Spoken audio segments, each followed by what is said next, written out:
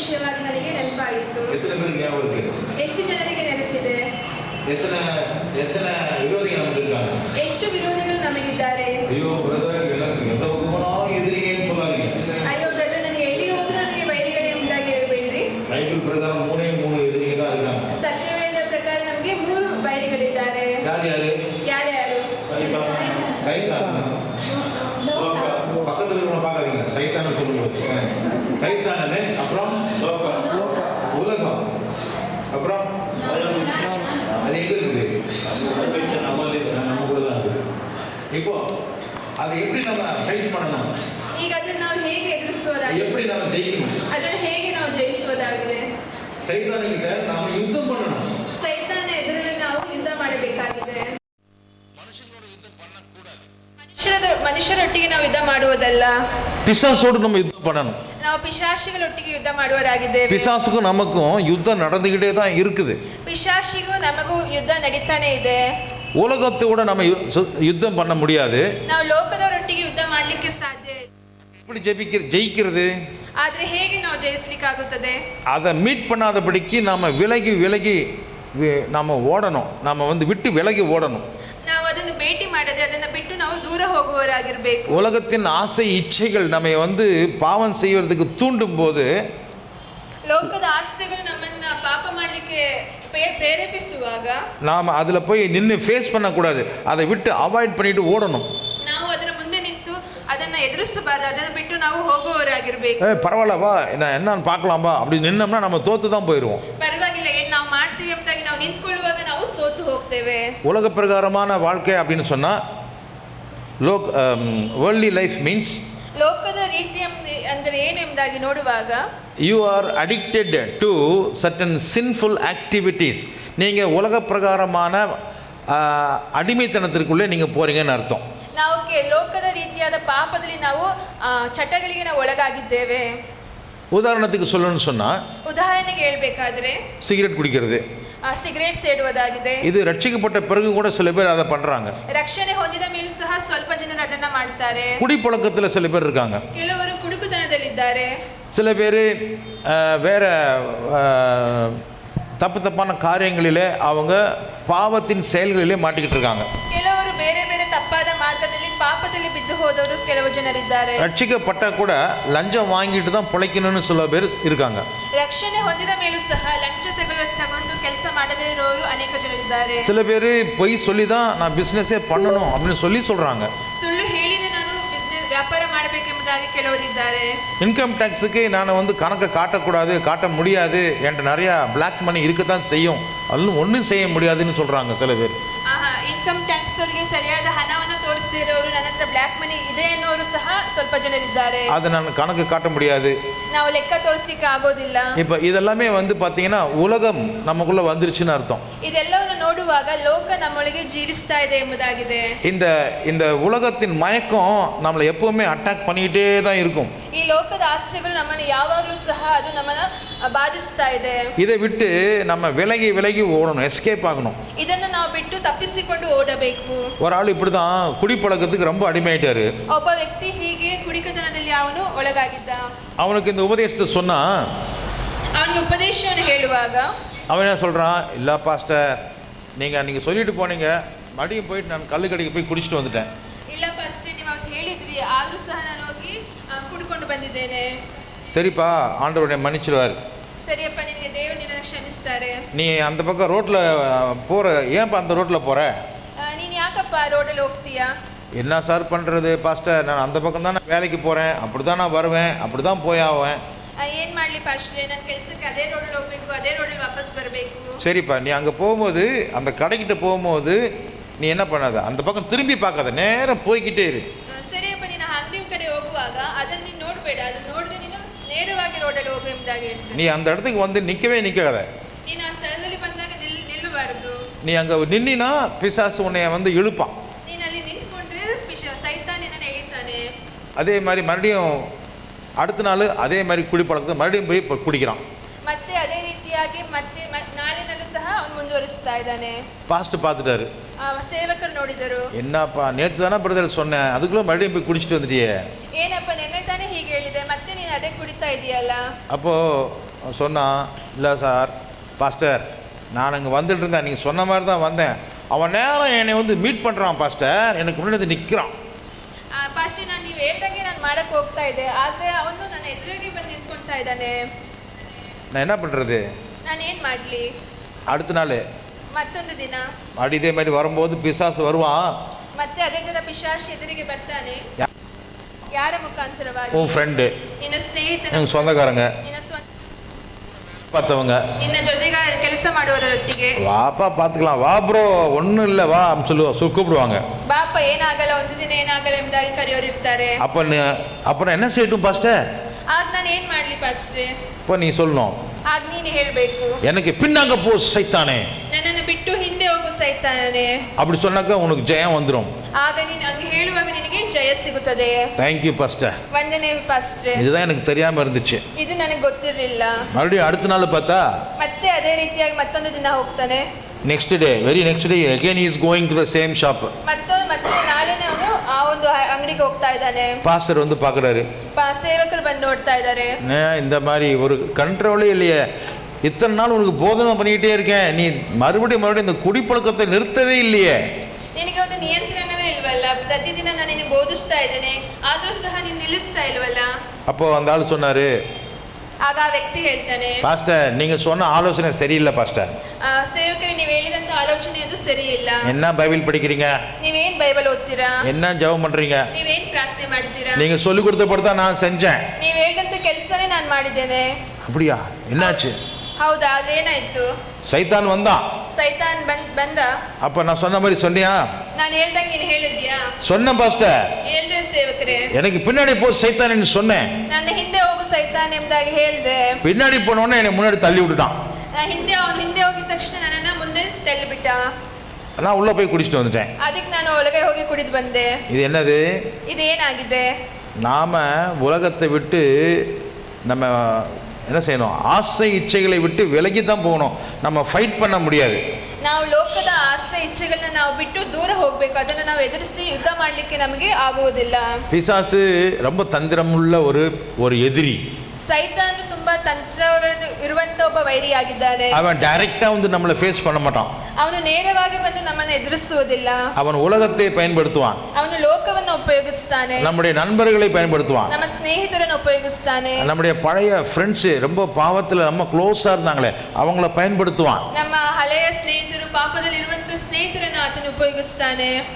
நம்முடைய சுய இச்சை பலவீனத்தை அவன் தெரிந்து கொண்டு அவன் நம்மை அட்டாக் பண்ணுவான். ನಮ್ಮ ಸ್ವಂತ ಇಚ್ಛೆ, ನಮ್ಮ ಬಲಹೀನತೆಗಳನ್ನು ನೋಡಿಕೊಂಡು ಅವನು ನಮ್ಮನ್ನ ಎದುರಿಸ್ತಾನೆ. இப்போ வசனத்தின்படி நாம கொஞ்சம் படிப்போம். ಈಗ ನಾವು ವಾಕ್ಯ ಭಾಗದಿಂದ ನಾವು ಕಲಿಯೋಣ. எபேசியருக்கு எழுதின நிருபம், எபேசியருக்கு ಬರೆದ ಪತ್ರಿಕೆ 6ஆம் அதிகாரம் 6ನೇ ಅಧ್ಯಾಯ verses 10 to 17, 10 முதல் 17 வரை. 10 ರಿಂದ 17ನೇ ವಾಕ್ಯ ತನಕ ನಾವು ಧ್ಯಾನ ಮಾಡುವ. யாராவது ஒருவர் படிக்கலாம். ಯಾರಾದರೂ ಒಬ್ಬರು ಗಟ್ಟಿಯಾಗಿ ಓದಿ. Any one language, any language. Ephesians chapter 6 verses 10 to 17. ಎಫೆಸದವರ ಪತ್ರಿಕೆ 6ನೇ ಅಧ್ಯಾಯ 10 ರಿಂದ 17ನೇ ವಾಕ್ಯ. ಕಡೆ ಮಾತೇನೆಂದರೆ, ನೀವು ಕರ್ತನನ್ನು ಆತನ ಅತ್ಯಧಿಕವಾದ ಶಕ್ತಿಯನ್ನು ಆಶ್ರಯಿಸಿಕೊಂಡವರಾಗಿ ಬಲಗೊಳ್ಳಿರಿ. ಸೈತಾನನ ತಂತ್ರೋಪಾಯಗಳನ್ನು ನೀವು ಎದುರಿಸಿ ನಿಲ್ಲುವುದಕ್ಕೆ ಶಕ್ತರಾಗುವಂತೆ ದೇವರು ದಯಪಾಲಿಸುವ ಸರ್ವಾಯುಧಗಳನ್ನು ಧರಿಸಿಕೊಳ್ಳಿರಿ.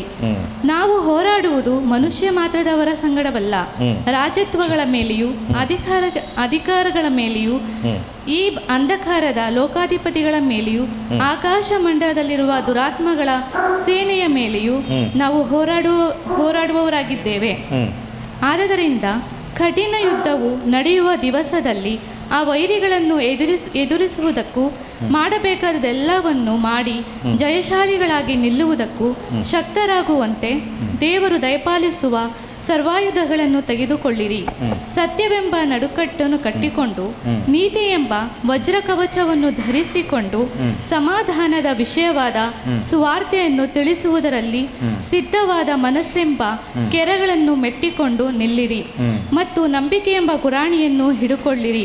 ಅದರಿಂದ ನೀವು ಕೆಡುಕನ ಅಗ್ನಿ ಬಾಣಗಳನ್ನೆಲ್ಲ ಆರಿಸುವುದಕ್ಕೆ ಶಕ್ತರಾಗುವಿರಿ. ಇದಲ್ಲದೆ ರಕ್ಷಣೆ ಎಂಬ ಶಿರಸ್ತ್ರಾಣವನ್ನು ಇಟ್ಟುಕೊಂಡು ಪವಿತ್ರಾತ್ಮನು ಕೊಡುವ ದೇವರ ವಾಕ್ಯವೆಂಬ ಕತ್ತಿಯನ್ನು ಹಿಡಿಯಿರಿ. கர்த்தருக்கு ஸ்தோத்திரம். ಕರ್ತನಿಗೆ ಸ್ತೋತ್ರ. நமக்கு சர்வாயுத வர்க்கம், the full armour of God கர்த்தர் நமக்கு போட்டுக்கொள்ளும்படி கொடுத்திருக்கிறார். ನಮಗೆ ದೇವರು ಸರ್ವಾಯುಧವನ್ನು ಧರಿಸಿಕೊಳ್ಳುವಂತೆ ಆತ ನಮಗೆ ಅದನ್ನು ಕೊಟ್ಟಿದ್ದಾನೆ. ஏன்? ಯಾಕೆ? நேரடியா ஃபைட் பண்ணுனா வெறும் கத்தி போதும். ನೇರವಾಗಿ ನಾವು ಯುದ್ಧ ಮಾಡಬೇಕಾದ್ರೆ ನಮಗೆ ಕತ್ತಿ ಸಾಕಾಗಿದೆ. கர்த்தருடைய வார்த்தை, ಅದು ಕರ್ತನ ವಾಕ್ಯವಾಗಿದೆ. ஆனால் பிசாசு எப்படி நமக்கு யுத்தம், ಆದ್ರೆ ಪಿಶಾಚಿ ಹೇಗೆ ನಮ್ಮ ಸಂಗಡ ಯುದ್ಧ ಮಾಡ್ತಾನೆ ಎಂಬುದಾಗಿ ನೋಡುವಾಗ இந்த வசனம் சொல்லுது, ವಾಕ್ಯದಲ್ಲಿ ನಾವು ನೋಡ್ತೇವೆ. வசனம் 11:11, 11ನೇ ವಾಕ್ಯ, நீங்கள் பிசாசின் தந்திரங்களோடு எதிர்த்து நிற்க என்று பார்க்கிறோம். ನಾವು ಓದ್ತೇವೆ, ಸೈತಾನ ತಂತ್ರೋಪಾಯಗಳನ್ನು ನೀವು ಎದುರಿಸಿ. அவன் தந்திரக்காரனாக இருக்கிறான். ಅವನು ತಂತ್ರಗಾರನಾಗಿದ್ದಾನೆ. அவன் உண்மையா ஒரு வீரனை போல வரல. ಅವನು ನಿಜವಾದ ಒಬ್ಬ ವೀರನಾಗಿ ಅವನು ಬರುವುದಿಲ್ಲ. தந்திரமாக உள்ள நுழைகிறான். ಅವನು ತಂತ್ರಗಳಿಂದ ಅವನು ಒಳಗೆ ಬರ್ತಾನೆ. உங்க குடும்பத்துக்குள்ள தந்திரமா உள்ள வருவான். ನಿಮ್ಮ ಕುಟುಂಬಗಳಲ್ಲಿ ತಂತ್ರಗಳಿಂದ ಅವನು ಒಳಗಡೆ ಬರ್ತಾನೆ. உங்களுடைய மனசுக்குள்ள தந்திரமா உள்ள நுழைஞ்சு உங்களை கீழே விழ தள்ளிடுவான். ನಿಮ್ಮ ಮನಸ್ಸಿನೊಳಗೆ ತಂತ್ರೋಪಾಯದಿಂದ ಅವನು ಒಳಗೆ ಬಂದು ನಿಮ್ಮನ್ನೇ ಅವನು ಮೋಸಗೊಳಿಸ್ತಾನೆ. நீங்க செய்யற வேலையில தந்திரமா உள்ள பூந்துருவான். ನೀವು ಮಾಡುವಂತ ಕೆಲಸದಲ್ಲಿ ತಂತ್ರೋಪಾಯದಿಂದ ಅವನು ಒಳಗೆ ಸೇರ್ತಾನೆ. அவன் ரெண்டு விதமா அவன் வேலை செய்யறான். ಎರಡು ರೀತಿಯಾಗಿ ಅವನು ಕೆಲಸ ಮಾಡ್ತಾನೆ. சவுண்ட் பாத்தீங்கன்னா ಅವನು ಶಬ್ದವನ್ನ ಕೇಳುವಾಗ சிம்மம் போல, அப்படி சிங்கத்தை போல கர்ஜிப்பான். ಸಿಂಹದ ರೀತಿಯಾಗಿ ಅವನು ಗರ್ಜಿಸುತ್ತಾನೆ. ஆனா உண்மையில அவன் சர்ப்பம். ನಿಜವಾಗಿ ನೋಡುವಾಗ ಆತನೊಬ್ಬ ಸರ್ಪನಾಗಿದ್ದಾನೆ. எங்கடா சிம்மம் அப்படி சத்தம் வரும்னு பார்த்தா சிம்மம் இருக்காது, காலுக்கு அடியில் பாம்பு மாதிரி உள்ள பூந்துருவான். ಸಿಂಹದ ಶಬ್ದ ಎಲ್ಲಿಂದ ಬರ್ತಾ ಇದೆ ಎಂಬುದಾಗಿ ನೋಡುವಾಗ ಅವನು ಸಿಂಹದ ರೀತಿಯಾಗಿ ನಮ್ಮ ಮುಂದೆ ಇರೋದಿಲ್ಲ, ಆದ್ರೆ ಅವನು ಒಬ್ಬ ಸರ್ಪನಾಗಿ ನಮ್ಮ ಕಾಲ ಹತ್ರ ಇರ್ತಾನೆ. பயங்கரமான கர்ஜிக்கிற சிங்கம் போல கர்ஜிப்பான், ஆனால் தந்திரமாக உள்ளே நுழைவான். ಗರ್ಜಿಸುವ ಸಿಂಹದ ಪಾದೆಯಲ್ಲಿ ಅವನು ಗರ್ಜಿಸ್ತಾನೆ, ಆದ್ರೆ ಸರ್ಪದ ರೀತಿಯಾಗಿ ತಂತ್ರವುಳ್ಳವನಾಗಿರ್ತಾನೆ. 1 பேதுரு 5:7 1 ಪೇತ್ರ 5ನೇ ಅಧ್ಯಾಯ 7ನೇ ವಾಕ್ಯದಲ್ಲಿ, எவனை விழுங்கலாமோ என்று அவன் சுற்றி திரிகிற கர்ஜிக்கிற சிங்கத்தை போல இருக்கிறான். ಯಾರನ್ನ ನುಂಗಿ ಬಿಡಲಿ ಎಂಬುದಾಗಿ ಗರ್ಜಿಸುವ ಸಿಂಹದ ಪಾದೆಯಲ್ಲಿ ಅವನು ಹುಡುಕ್ತಾ ಇದ್ದಾನೆ ಎಂಬುದಾಗಿ ನಾವು ಓದ್ತೇವೆ. ஆனால் ஆதாம் ஏவாள் இடத்துல நாம ஏதேன் தோட்டத்துல பார்க்கும்போது, ಆದ್ರೆ ಏದೇನ್ ತೋಟದಲ್ಲಿ ಆದಾಮ್ ಹವ್ವಳ ಹತ್ರ ನಾವು ನೋಡುವಾಗ அவன் சர்ப்பத்தின் மூலமாக சர்ப்பத்தை போல வந்து பேசுகிறான். ಅವನು ಸರ್ಪದ ರೀತಿಯಾಗಿ ಸರ್ಪದ ಮೂಲಕ ಅವನು ಬಂದು ಮಾತಾಡ್ತಾ ಇದ್ದಾನೆ. அவன் வந்து எப்படி நம்மளை ஜெயிக்கிறான்னு பார்த்தீங்கன்னா, ಅವನು ಹೇಗೆ ನಮ್ಮನ್ನ ಜಯಿಸ್ತಾನೆ ಎಂಬುದಾಗಿ ನಾವು ನೋಡುವಾಗ சத்தத்தை வந்து சிம்மத்தை போல கொடுக்கும்போது நமக்கு பயம் உண்டாகும்படி செய்வான். ಅವನು ಶಬ್ದವನ್ನು ಕೇಳುವಾಗ ಅವನು ಸಿಂಹದ ರೀತಿಯಾಗಿ ಶಬ್ದವನ್ನು ಕೊಡ್ತಾನೆ, ಅದು ನಮಗೆ ಭಯ ಉಂಟಿಸುತ್ತದೆ. பயந்துட்டீங்கன்னா ನಾವು ಭಯಪಟ್ಟರೆ அவனுக்கு பலியாயிருவோம். ಅವನಿಗೆ ನಾವು ಬಲಿಯಾಗ್ಬಿಡ್ತೇವೆ.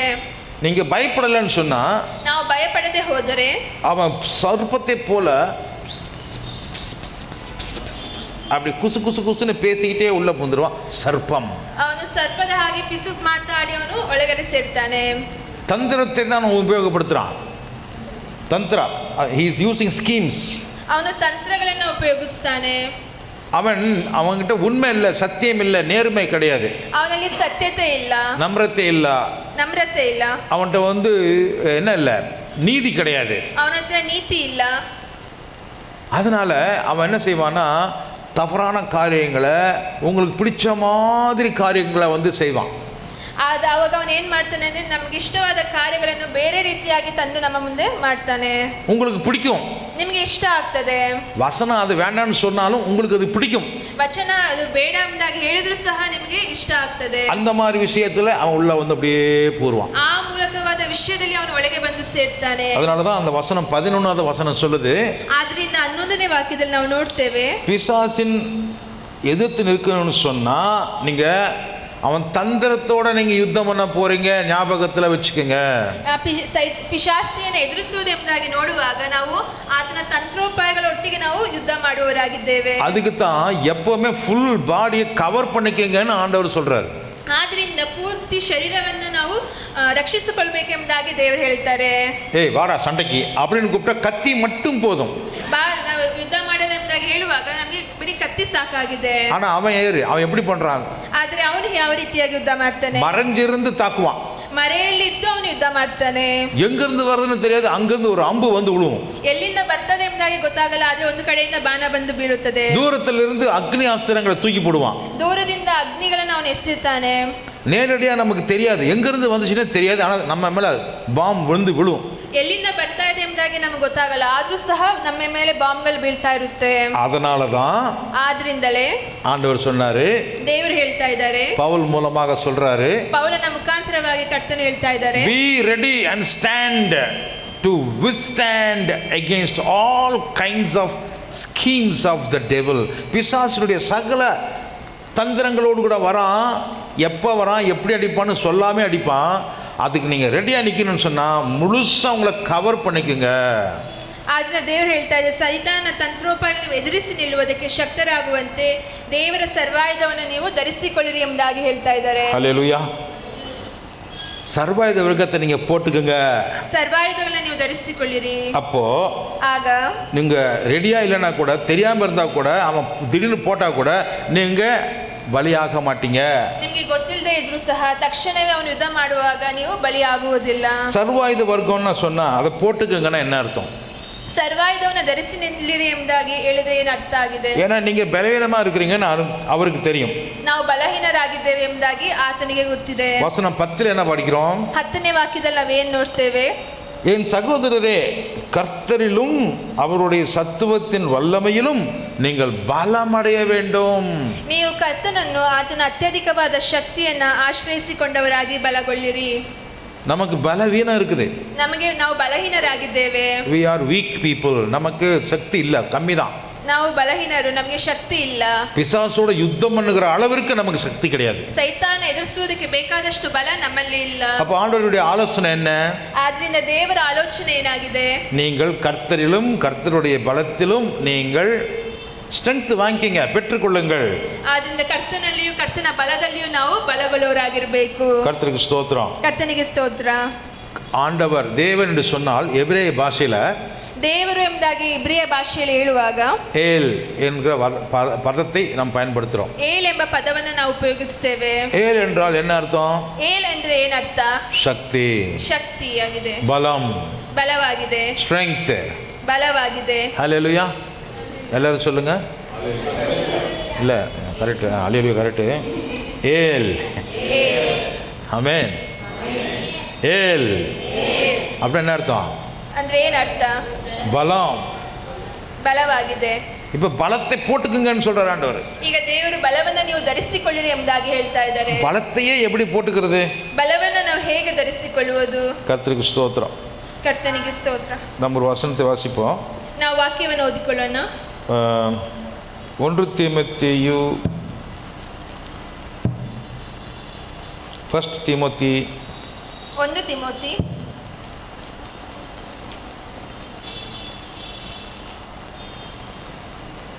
சாரி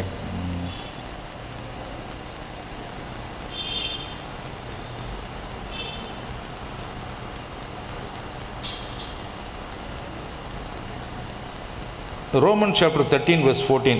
ரோமர் 13:14. ರೋಮ 13:14ನೇ ವಾಕ್ಯ வாசிங்க. ಯಾರಾದರೂ ಒಬ್ಬರು ಓದಿ. But put on the Lord Jesus Christ. Put on the Lord Jesus Christ. And make no provision for the flesh. Yes. Make no provision for the flesh. To gratify his desires. To gratify the desires. ದೇಹದ ಆಶೆಗಳನ್ನು ಪೂರೈಸುವುದಕ್ಕಾಗಿ ಚಿಂತಿಸದೆ ಕರ್ತನಾದ ಯೇಸು ಕ್ರಿಸ್ತನನ್ನು ಧರಿಸಿಕೊಳ್ಳಿರಿ. ஹல்லேலூயா.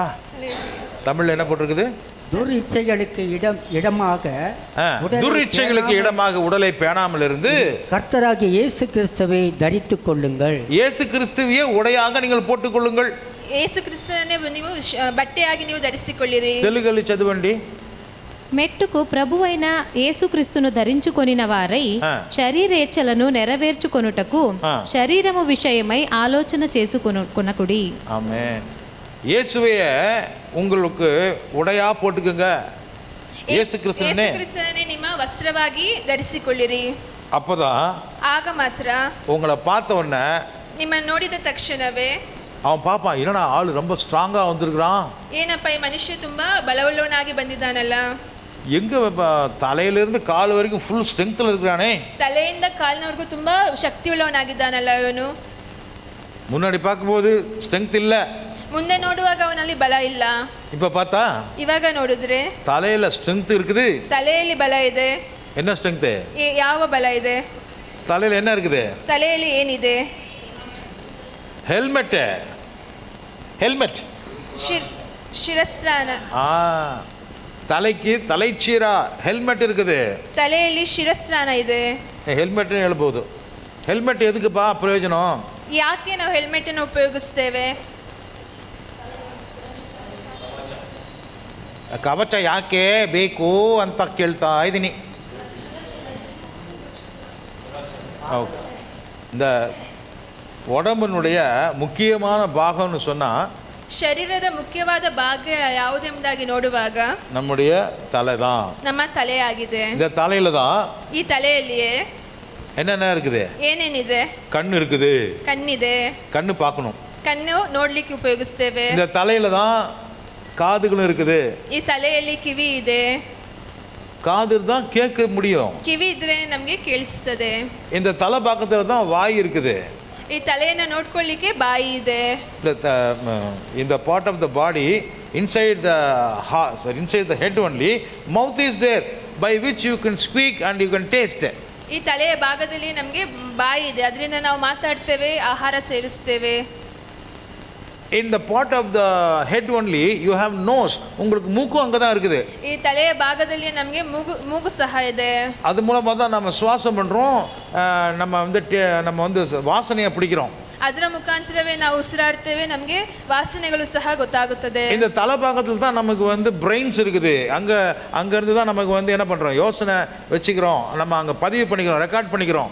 ಈ ತಲೆ ಭಾಗದಲ್ಲಿ ನಮಗೆ ಮೆದುಳಿದೆ, ನಾವೇನ್ ಮಾಡ್ತೇವೆ, ಯೋಚನೆಗಳನ್ನ ಅಲ್ಲಿ ನಾವು ಸೇರಿಸ್ತೇವೆ. ஃபுல் பாடியை ஹேண்ட் அண்ட் லெக் ஆப்ரேட் பண்ணணும்னு சொன்னா இந்த ஹெட் ப்ரொடெக்ட் ஆகணும்.